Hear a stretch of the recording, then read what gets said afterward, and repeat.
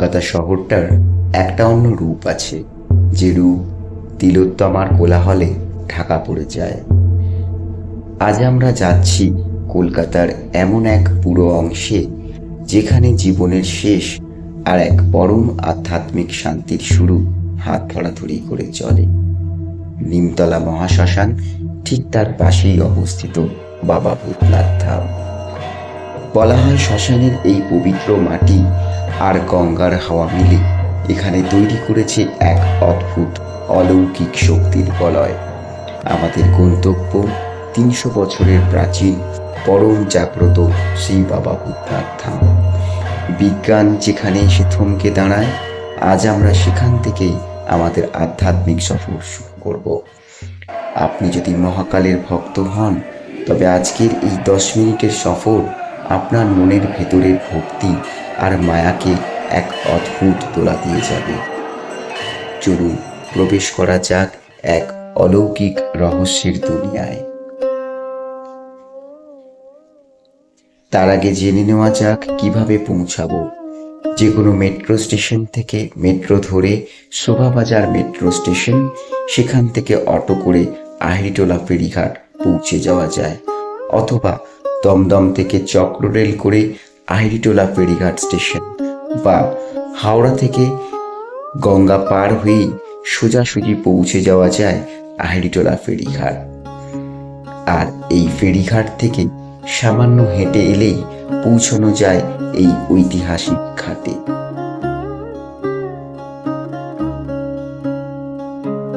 মূল মন্দিরে প্রবেশ করার আগে প্রতিটা ভক্তের প্রথম কাজ হলো ভূতনাথ ঘাটের এই পুণ্যতোয়া গঙ্গায় হাত পা ধুয়ে নেওয়া বা স্নান সেরে নেওয়া। এই ঘাট থেকেই পিতল আর তামাতে ঘরাতে করে গঙ্গার জল ভরে নেয় ভক্তরা বাবার উদ্দেশ্যে। গঙ্গার এই হাওয়াতেই যেন এক অদ্ভুত পবিত্রতা মিশে আছে, যা নিমেষের মধ্যে আপনার মনের সমস্ত ক্লান্তি আর ব্যস্ততা ধুয়ে মুছে সাফ করে দেবে।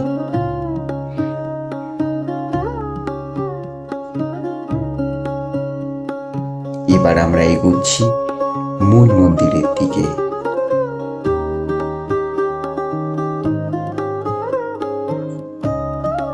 পথে যেতে দুধারে সারি দেওয়া দোকান, কিছু বহু প্রাচীন বট বা অশ্বত্থ গাছের সারি, আর তার নিচে প্রতিষ্ঠিত ছোট ছোট মন্দির গঙ্গার পাড়কে ঘিরে। রাস্তায় যেতে চোখে পড়ে অনেক সাধু বা সাধক, যারা বাবা ভূতনাথের চরণে সাধনায় মগ্ন।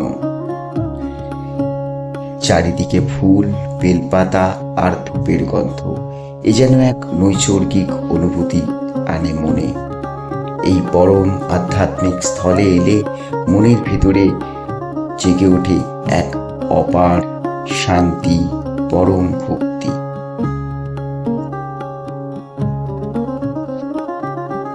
কিন্তু এই মন্দিরের ইতিহাস ঠিক কতটা প্রাচীন?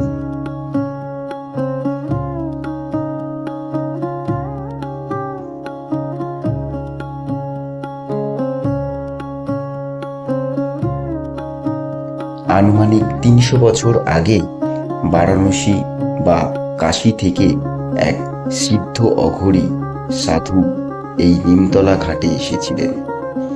তখন চারিদিকে ছিল গভীর জঙ্গল আর শ্মশানের নিস্তব্ধতা। সেই সাধুই প্রথম এখানে এই শিবলিঙ্গ প্রতিষ্ঠা করেন। শিব এখানে কোনো রাজকীয় রূপে নেই, তিনি এখানে ভূতনাথ। ভূতনাথ অর্থাৎ সমস্ত পঞ্চভূত, জীব এবং এই মহাবিশ্বের অধিপতি। প্রচলিত বিশ্বাস, বাবা স্বয়ং এই মহাশ্মশানকে রক্ষা করে।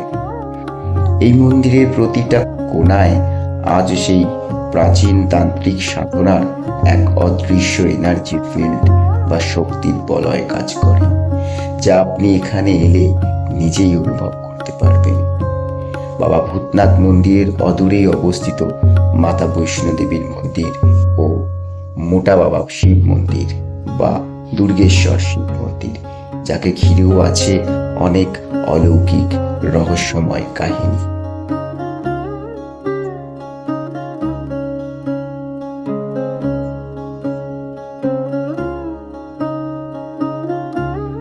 মূল মন্দিরের উল্টো দিকেই পাবেন সারি দেওয়া দোকান, যেখান থেকে সংগ্রহ করতে পারবেন বাবার উদ্দেশ্যে, বাবার আরাধনার প্রয়োজনীয় ফুল ও সামগ্রী।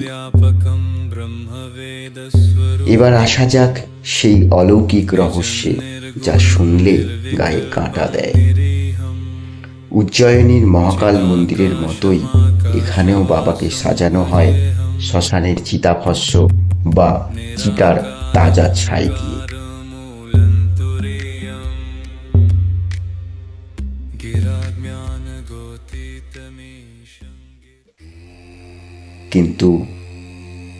কিন্তু মনে আছে করোনা মহামারীর সেই ভয়াল লকডাউনের দিনগুলোর কথা,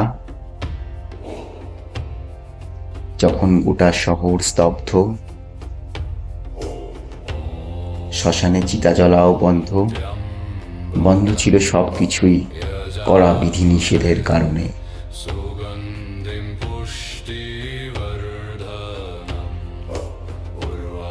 তাহলে কিভাবে হয়েছিল বাবা ভূতনাথের নিত্য ভস্ম আরতি?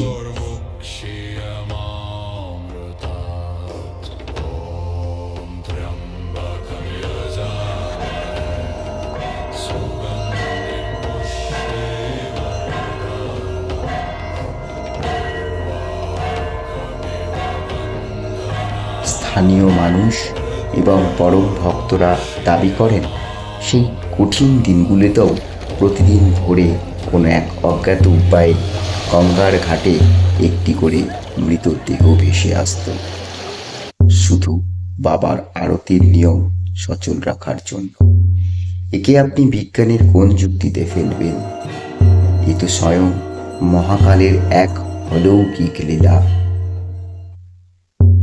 শুধু তাই নয়, অনেকেই বলেন গভীর রাতে যখন সাধারণ মানুষের প্রবেশ বন্ধ থাকে, তখন নাকি বন্ধ মন্দিরের ভেতর থেকে ভেসে আসে হালকা ডমরুর আওয়াজ আর নুপুরের নির্গণ। ভক্তরা বিশ্বাস করেন, রাতে যখন মানুষের প্রবেশ নিষেধ, তখন স্বয়ং ভূত প্রেত ডাকিনী যোগিনীরা আসেন তাদের নাথের পুজো করতে। আর তাই এই চত্বরে পা রাখলেই মনে হয় কোনো এক অদৃশ্য চোখ সারাক্ষণ আপনার উপর নজর রাখছে। তবে সাধারণ মানুষের জন্য সবচেয়ে বড় আকর্ষণ হলো সন্ধ্যার এই আরতি। চারিদিকে শঙ্খধ্বনি, হর হর মহাদেব স্লোগান আর ডমরুর আওয়াজে গোটা পরিবেশ যেন এক অন্য মাত্রায় পৌঁছে যায়। এখানে এসে দাঁড়ালে মনে হয় সংসারের সব অহংকার, সব মায়া একদিন শ্মশানের ওই ছায়েই মিশে যাবে। এটাই চরম সত্য।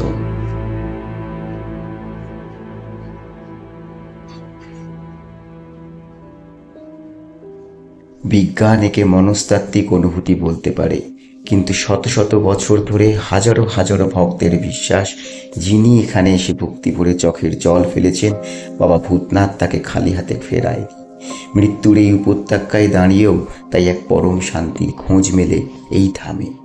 জীবন আর মৃত্যুর এই অদ্ভুত মেলবন্ধন যদি আপনি নিজের চোখে অনুভব করতে চান, তবে কলকাতার এই ব্যস্ত কোলাহলের মাঝেও একটা বিকেল বা সোমবার সন্ধে কাটিয়ে যান বাবা ভূতনাথের চরণে।